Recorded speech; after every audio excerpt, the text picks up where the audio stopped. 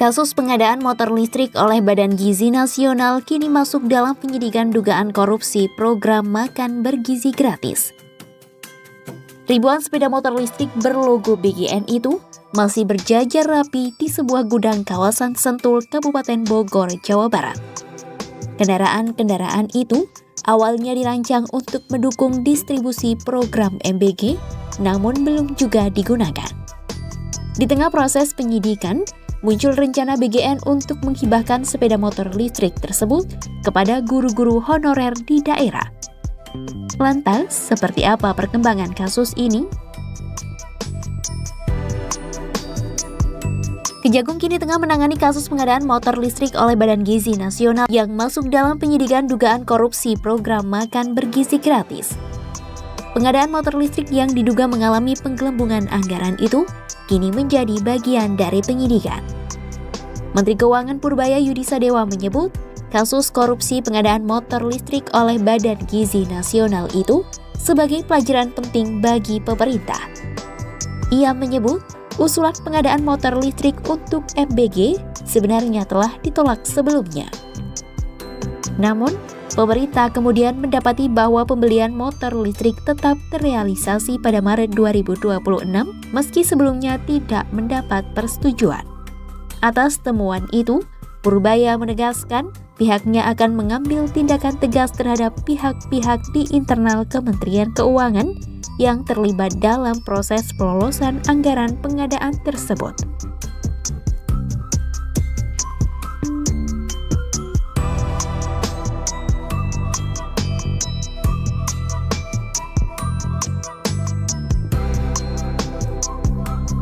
Diketahui, ribuan sepeda motor listrik berlogo BGN masih berjajar rapi di sebuah gudang kawasan Sentul, Kabupaten Bogor, Jawa Barat.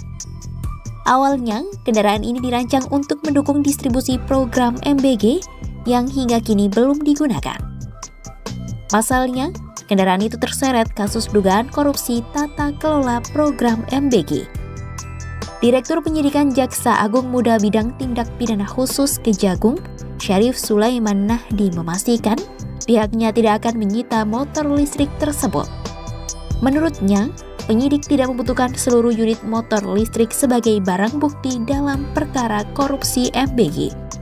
Fokus penyidikan saat ini bukan pada keberadaan fisik seluruh kendaraan, melainkan pada proses pengadaan yang diduga mengandung unsur tindak pidana korupsi.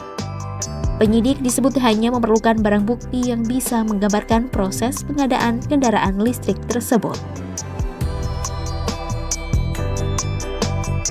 Sebelumnya, Badan Gizi Nasional berencana untuk menghibahkan sepeda motor listrik yang dibeli untuk operasional SPPG kepada guru-guru honorer di daerah. Wakil Kepala BGN Agustina Arumsari mengatakan, motor listrik yang telah dibeli itu harus dimaksimalkan kegunaannya. Menurut Arum, aset yang telah dibelanjakan menggunakan uang negara harus dimanfaatkan secara optimal.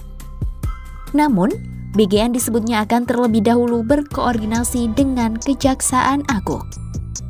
Di sisi lain, rencana itu pun mendapat respons positif dari DPR. Wakil Ketua Komisi 9 DPR Yahya Zaini menyatakan setuju dengan rencana BGN tersebut. Menurut Yahya, langkah itu menjadi solusi agar aset yang sudah terlanjur dibeli menggunakan anggaran tetap memberikan manfaat.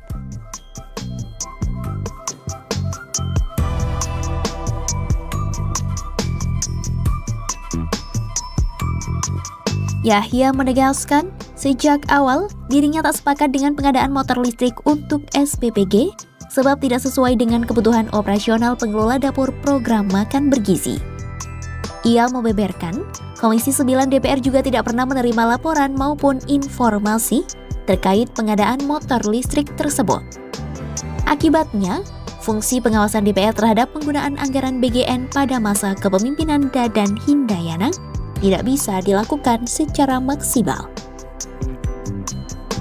Yahya pun menilai perusahaan yang melakukan pengadaan tidak profesional karena tidak ada dealer dan pusat layanan perbaikan kendaraan dari perusahaan tersebut. Download Tribun X sekarang, menghadirkan lokal menjadi Indonesia.